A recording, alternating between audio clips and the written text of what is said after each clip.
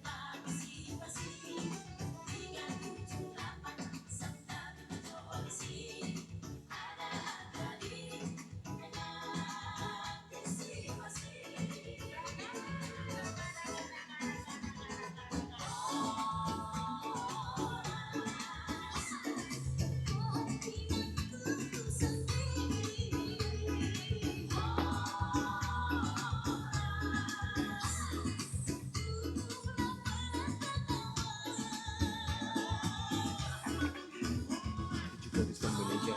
No, came out visual, Oh, came out. Oh, I got similar just like that. and it came with all the stuff to hold the phone and everything as well.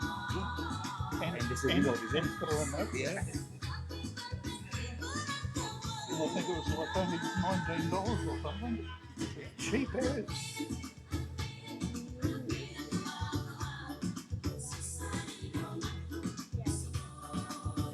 Singalonga.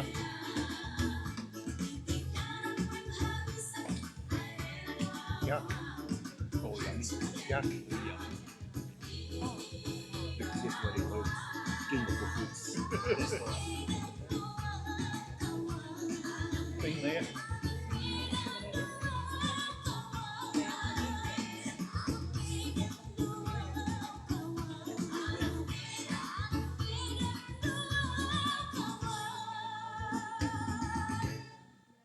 Okay, kia ora koutou, ko editarigan tiko ingoa no Indonesia ahui no te iwi bata. Kei tamaki makarao au eo noho ama inaine. Greetings to you all. Thank you for coming. My name is Edi Tarigan, and I am from Indonesia, from Batak people, and now I'm living in Auckland. I'm actually the representative of the Buona Postage New Zealand for today, and it is great honor actually to have all of you together with us in this event about the Batak culture, especially in New Zealand. Thanks for coming in. Before we continue, I think I just want to say, similar to Kia ora, we also have the greetings in our ethnics from Indonesia, and basically it is shown on the screen. In simple, I would like to just highlight Horas. So can I just invite all of you to say that as well with me? So when I say Horas, then all of you respond with Horas as well. But we make it quite energetic because that's usually what we do in our hometown back in Indonesia. So let me start by Horas. Horas! Once again, Horas. Horas! Menjua-jua. Jua-jua. Jua-jua. Jua-jua. So just for your information, all of those, Horas, Menjua-jua, Jua-jua, are basically the same with Kia ora. So that's the first word I believe for you to learn about our ethnics. So we will continue, stay with us so we can really further learning about the Batak culture. So about us, a little bit about Bona Pasogit, New Zealand. We have been incorporated our organization about 2 or 3 years ago. So Bona Pasogit, New Zealand is simply incorporated society. We are charity and also being part of the group of Batak migrate into New Zealand and staying and living not only in Auckland South Island. So in short, we have about 70 families registered, not only in Auckland, but including somewhere else up north, up to Invercargill in South Island. So a little bit about Indonesia. I don't know if some of you have already known about Indonesia or not, but Indonesia is quite a big country. We have 13,000 islands. Maybe some of you have heard about Bali. Bali is very popular. So Batak is actually part of Indonesia, but not as famous as Bali. Yeah. Furthermore, I would like to just highlight that for today, we will have what it is called as tortor. So tortor is simply traditional dancing. It is actually part of the communication and part of maintaining relationships in our ethnics, and that is also part of the habits for everyone to get together. So that's really what we do as well for here in New Zealand. Even though we are far away from hometown, we are still really like to do tortor. Yeah. Moving to the next slide, I think you can see over here few information. So basically, it is showing Indonesia itself, surrounded by so many countries, including Malaysia, Australia for sure, and you can see New Zealand maybe somewhere else, just a little bit far below. But Indonesia is actually very huge. But if we talk about North Sumatra, it is somewhere on top and west part of Sumatra, as what you can see on screen. The capital city of North Sumatra is Medan. That's the biggest city within that area, that province we call it. And within that province of North Sumatra, there is what it is called Lake Toba, very huge lake, which is basically the largest volcanic lake in the world. The depth is actually around 450 meters. It is actually so huge that inside there is an island. The island is called Samosir Island. So that's basically how it looks like in terms of where North Sumatra is really, and what is actually we are talking about today, this afternoon. By the way, if you have any question, you're welcome to highlight and bring it up. Let's make it interactive, not so much formal, but the point of view is that you're welcome to bring up some questions if you have anything. Now, without saying much or explaining too much, I think this is the time for us to look at the first tortor for today. The first tortor is going to be the tortor called Tolu Sohundulan. It is actually part of it is the dance, which basically symbolizing harmony and togetherness. So again, as what we said, dancing, tortor dancing is actually part of togetherness. And we would like to invite all the dancers to join us in this event.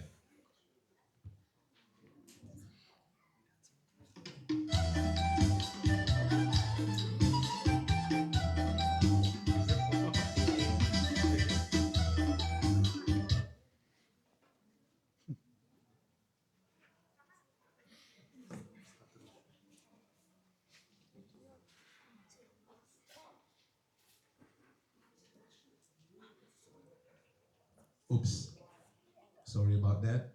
So we allow them to form the position first.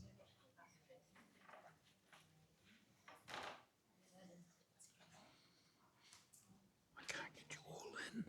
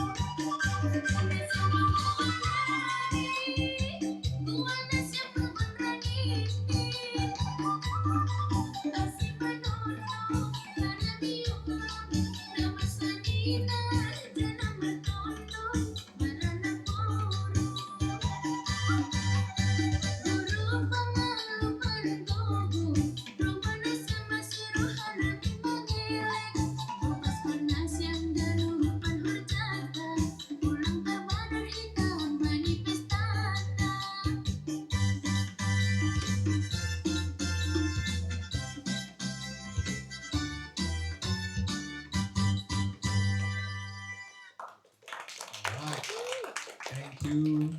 Thank you.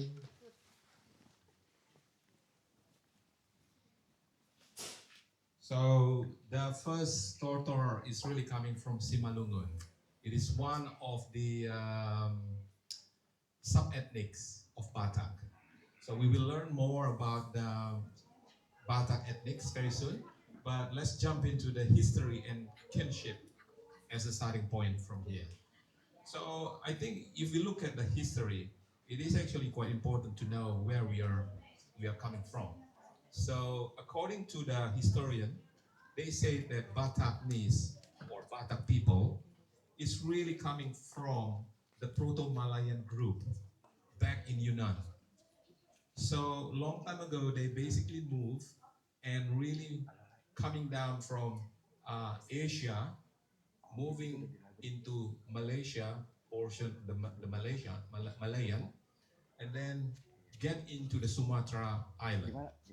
And some of them are really settling down somewhere around the crater lake, Toba Lake over there. And and basically they are living over there, and no one knows really where the Batak name is really coming from. So some of them really say, okay, there could be someone or a group of bad people outside this group of Proto-Malayan migration people, just call them Batak. So that's why it is basically named as Batak. Now, they have their own habits and expression of culture or things that they usually do, and that's basically including the following patrilineal way of family.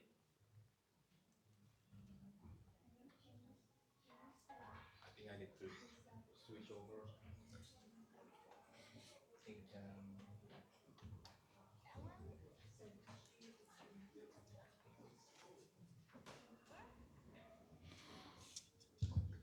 yep. Sorry about that. There could be we need to turn up the volume a little bit.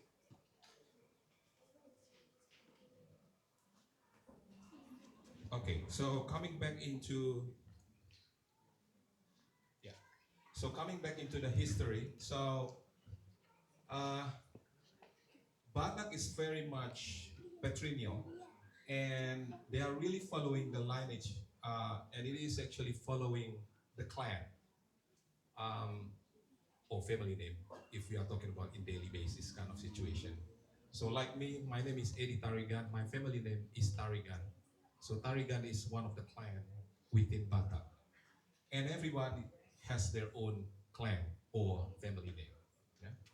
Now, if we move to the next slide, we basically can see, and we are now zooming into the North Sumatra um, area over here. Um, we can see there are um, areas where certain sub-ethnics are really living. So initially, when the Proto-Malayan really came into this area, they are staying somewhere around here, close to Samosir. But then there are more people coming in, and they have what it is called sub-ethnic groups. So they have their own sub-ethnic groups, and we call it puak.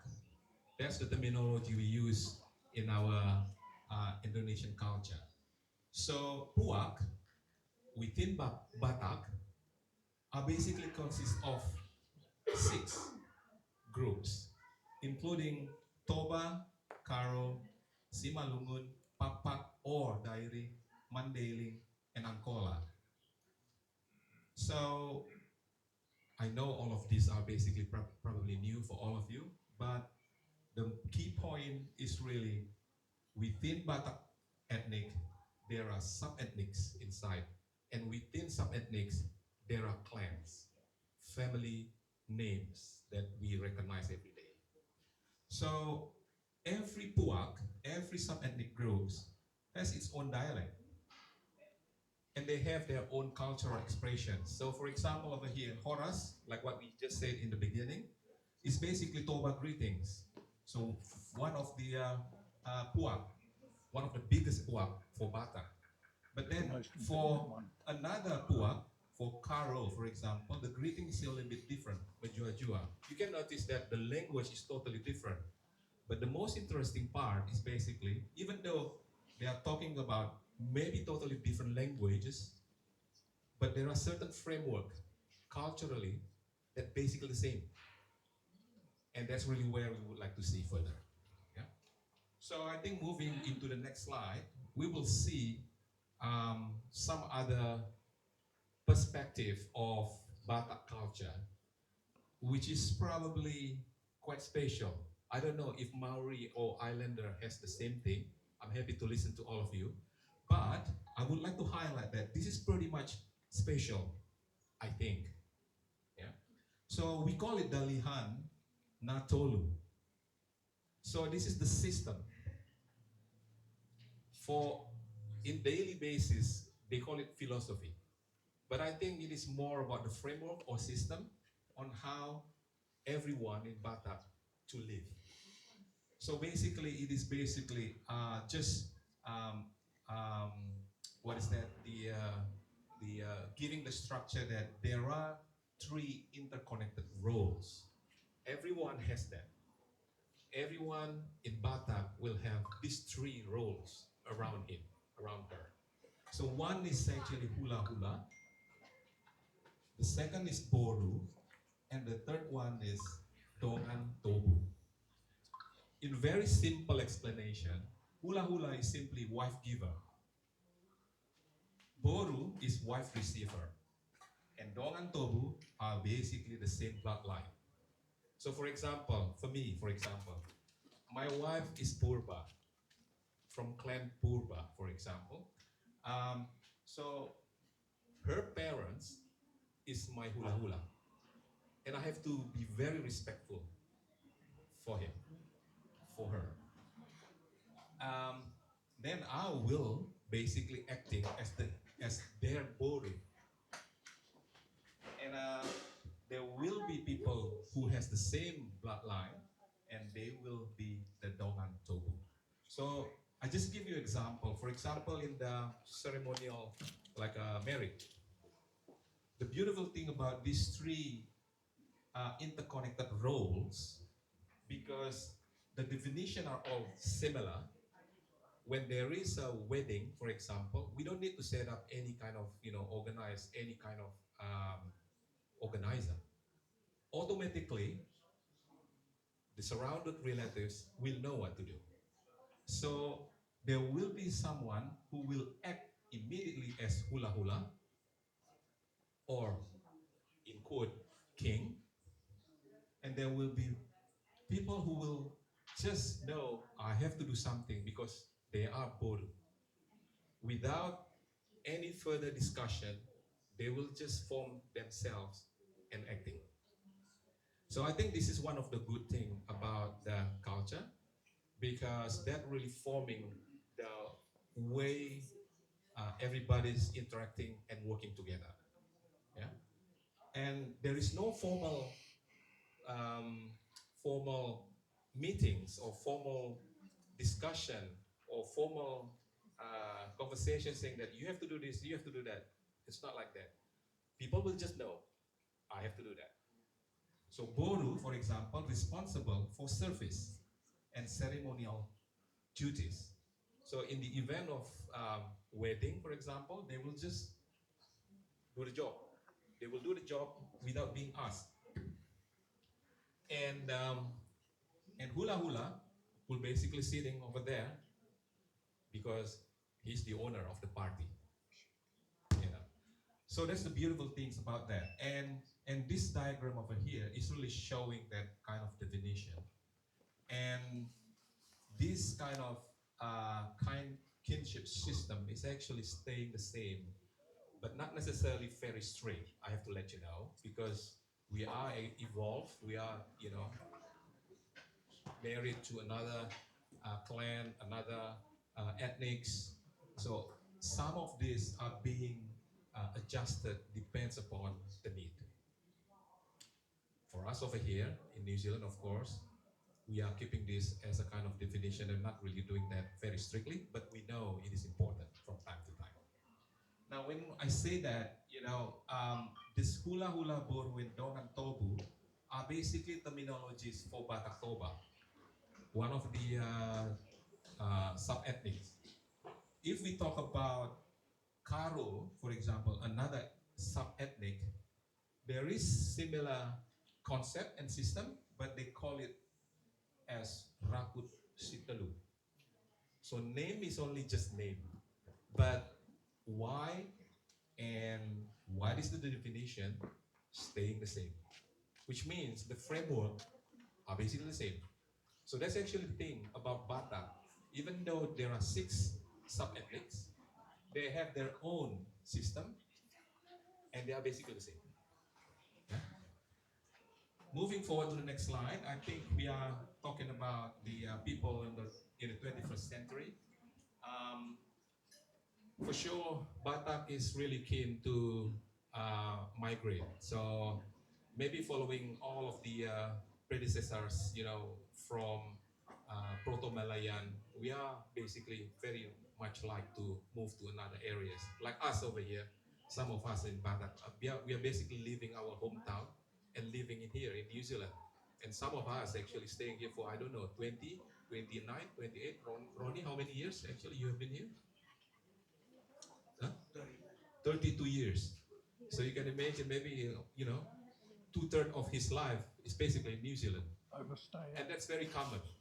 It's very common for us in North Sumatra to travel around, not only in Indonesia, but including foreign countries like New Zealand.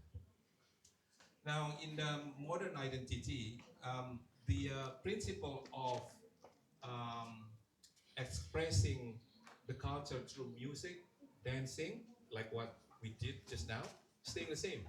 We just like to dance. We just like to sing. I think many of the cultures are doing the same, and that's really awesome. Yeah, and and apart from that, globally, uh, even though we are living in multiple countries, we are still connected with our hometown. We are still getting in touch with our parents, our relatives over there. And we still feel like we miss them, even though we are here. Yeah, and that's really good. That's really what we want to pass over to our kids from here. And in terms of profession and contributions, I believe Batak people are all in many industries, including in New Zealand. We are all working in all different kind of jobs. It is also known by leadership and resilience and strong community spirit, um, and also the always being the ambassadors through music and storytelling. Um, in New Zealand, Batak is being represented by our organization, Bonapasogit New Zealand Incorporated. We would like to further progress, and that's really part of the programs we do. Like now, we are trying to communicate and providing some information about what Batak is all about. Moving to the next slide, I think the numbers over here is really showing how those 6 sub-ethnics really look like in terms of the numbers. The biggest is Toba. You can see over here around 5 million worldwide. And then Karo, 1.2 million. Simalungun, 1 million. Pak Diary, 300,000. Mandailing is actually still huge as well, 1.5 million in Angola. There is one thing I would like to highlight. There is another one that some people say it's part of Batak and some others say no, not part of Batak. It is called Nias. Nias is a special island close to North Sumatra. Some people, some historians say that is part of Batak, but some others say no, it is not. We are leaving that outside for the time being, but let them further investigate if it is really part of Batak. Okay. I think we can move to the next slide where we would like to see the next tortor. And this time the tortor is coming from sub-ethnic Karo. And it is a joyful tortor dance. that celebrates togetherness, again, togetherness. And through music and movement, this dance actually strengthens the relationships and honor community spirit. For the dancers, I would like to invite all of you to come in. Thank you.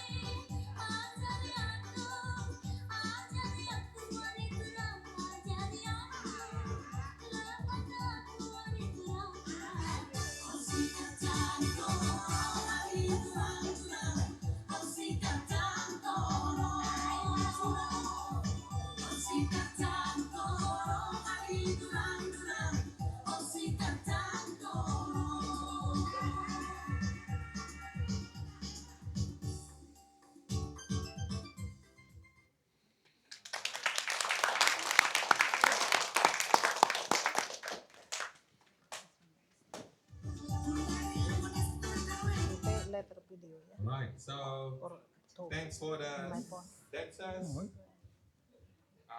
We now move to the next topic about the Batak traditional heritage.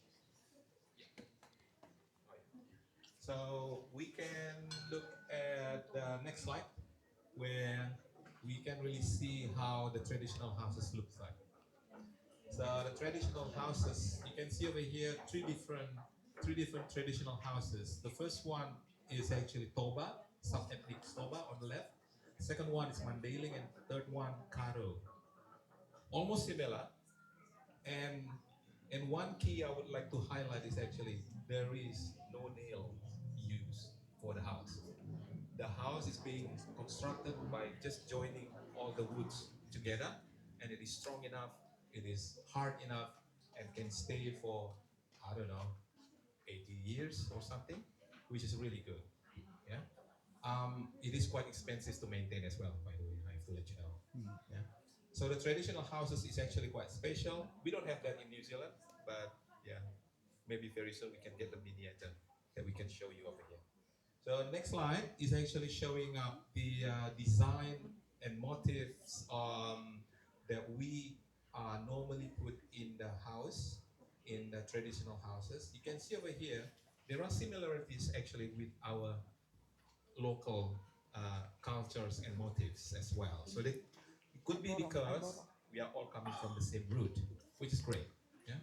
Next slide is actually talking about the costume.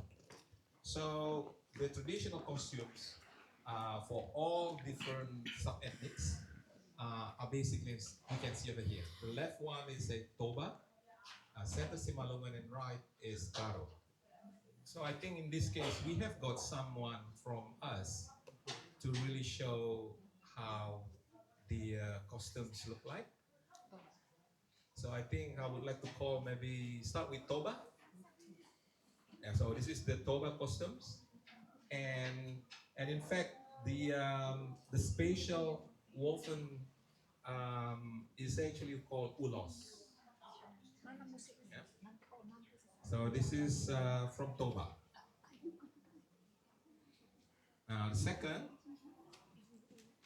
um, is Simalungun. Simalungun. Simalungun.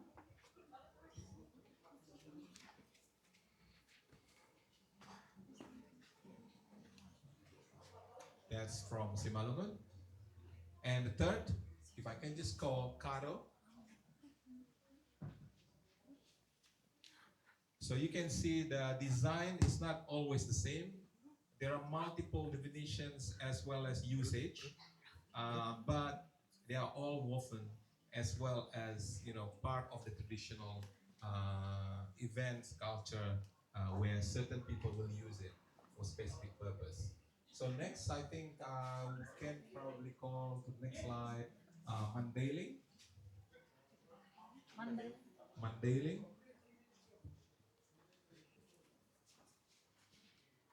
All right.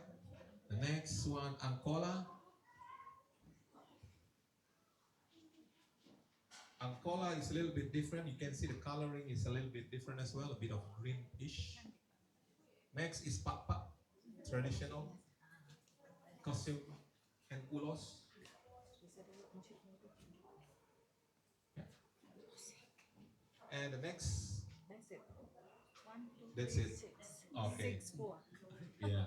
So the ulos that we are showing up over here is basically the traditional um, weaving technique. So there's special technique that is being used by the normally the spatial people as well who make that, and it makes actually different colors and threads. Um, if we get into further details, there will be a lot of variations of ulos. Depends on the uh, what is really the materials, and also what will be that used. Um, so thank you so much for all the ulos, for the dancers and ladies. Thank you so much. And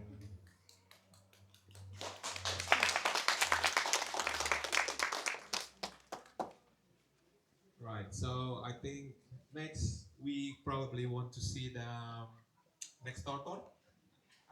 The next tortor is about the expression of the pride, the feeling of longing for Samosir Island. So as I probably mentioned before, Samosir is actually an island within the Lake Toba.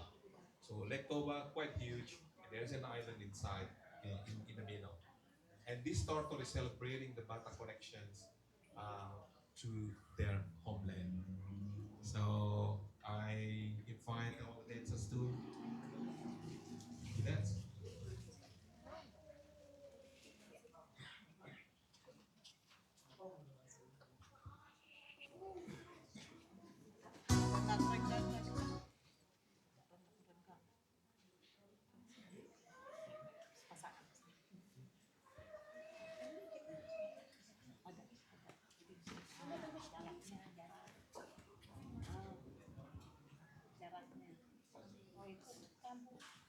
You join? Yes, you want to join? Come. Yeah.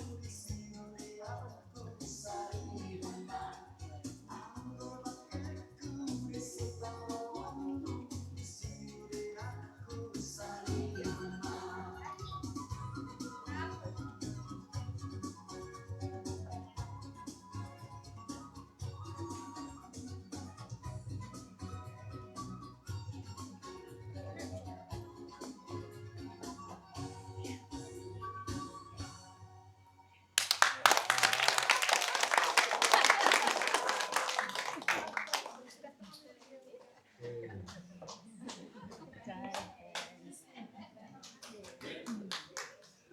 All right. So that's the third tortor, but very soon we are going to sing together, by the way. I have to let you know.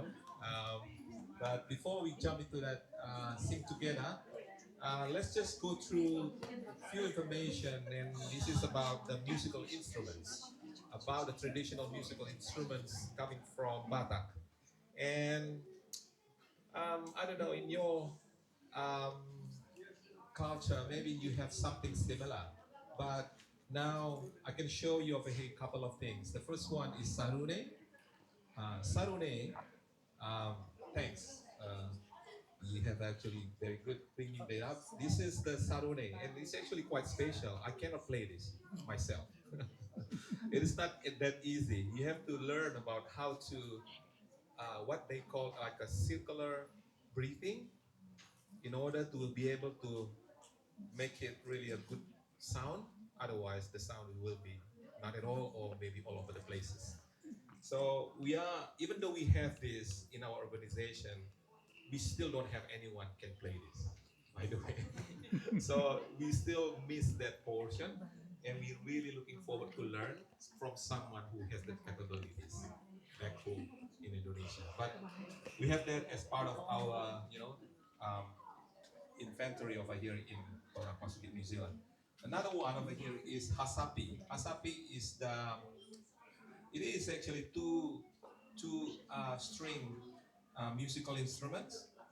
It is actually very special, and for every sub-ethnics, there are differences and different kind of size and design, but they are all basically doing the same kind of sound. And the way it played out, it is actually a bit different because normally for guitar, you're holding it because it is big. You're holding it just like normally you hold guitar, but hasapi is a little different. So for hasapi, since it is very small, you have to put it like this. It's actually on the top, and you can start playing.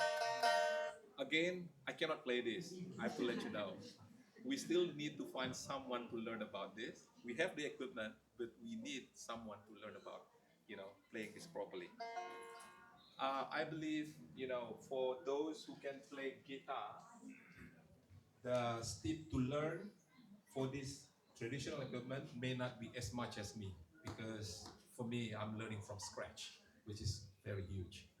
So we look forward to have more, maybe in the next performance, we will have someone who can play this kind of equipment. So besides hasapi, we also have what it is called taganing. Taganing is pretty huge. I can probably just as much as this.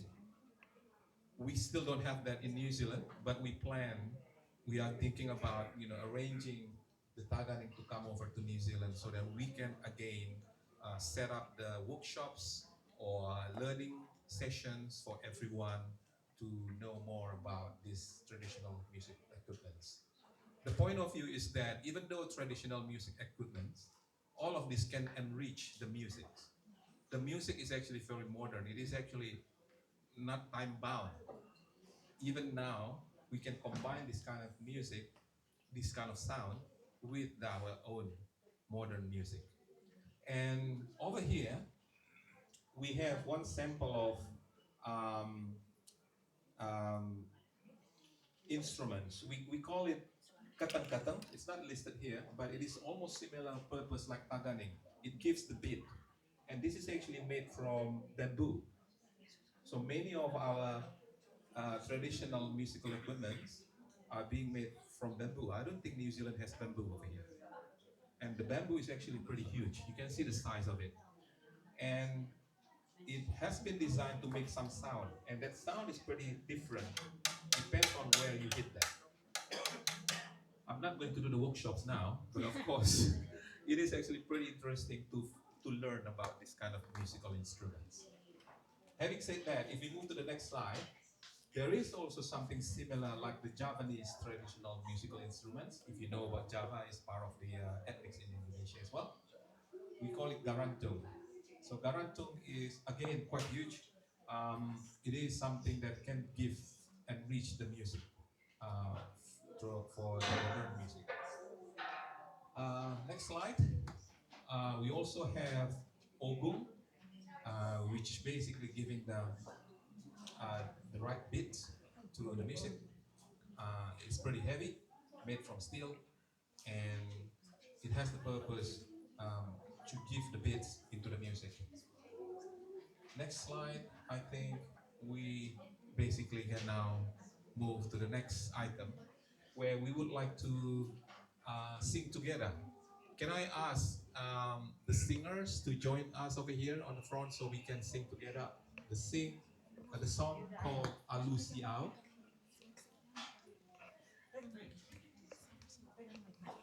Biar aku dengar suara. So the good thing about Bonapasugit New Zealand is that we have many singers, by the way. So not only dancing, they can also sing.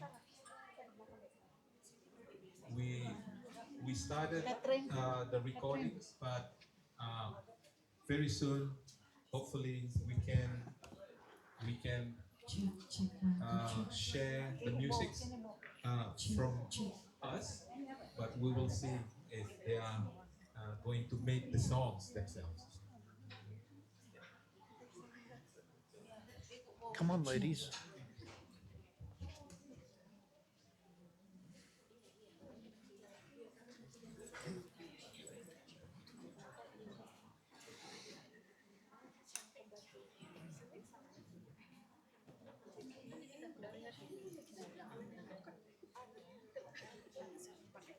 Oh, mau pakai suara palu juga.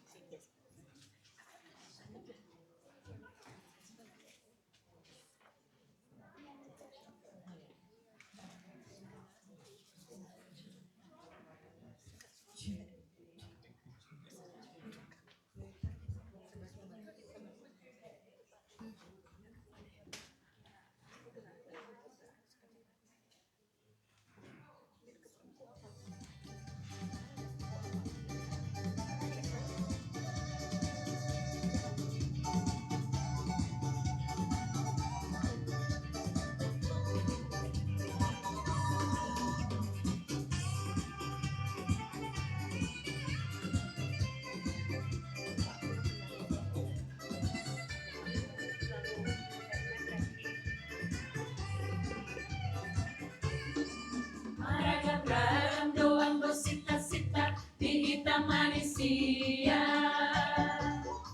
Marasing-asing doang bepangi doang di ganuk-ganuk jolma. Amorao nagameo nasanga ponido dilului na deba. Di na deba asama tatarika ko anak tare. Anggoria utungan sindo sita-sita asim pangido aku. Macayang babe una kola mangica kamu sahediau. Sasudena manghuboaida dari sautiau. Sita-sita dia utungan sing tutulotahe. Kumalangirohani saminglo ng fasita-sita. Kumigani basa, pasamilo ng paiba-iba. Asinirohani kong unang loa sa Maria. Beharoham, dogmahatam, alusia.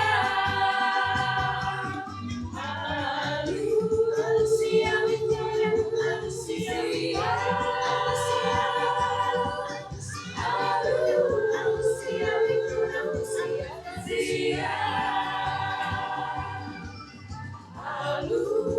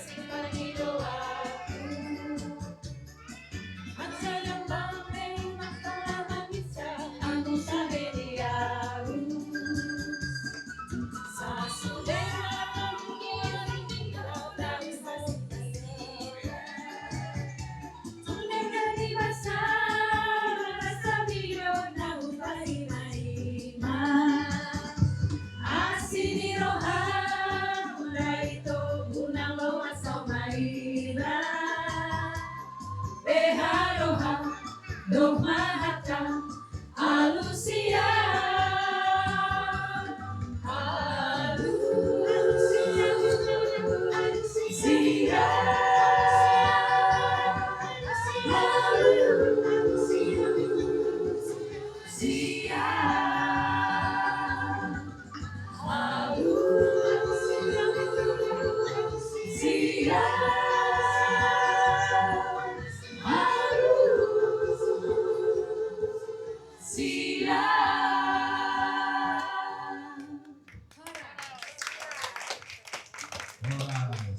Oke, sebenarnya ada lagu berikutnya nih.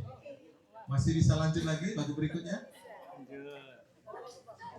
Okay, so there is another song. The next song is called Otano Batak.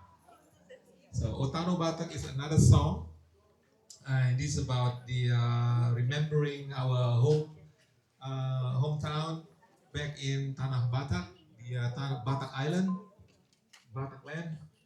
And this song is for us to sing together.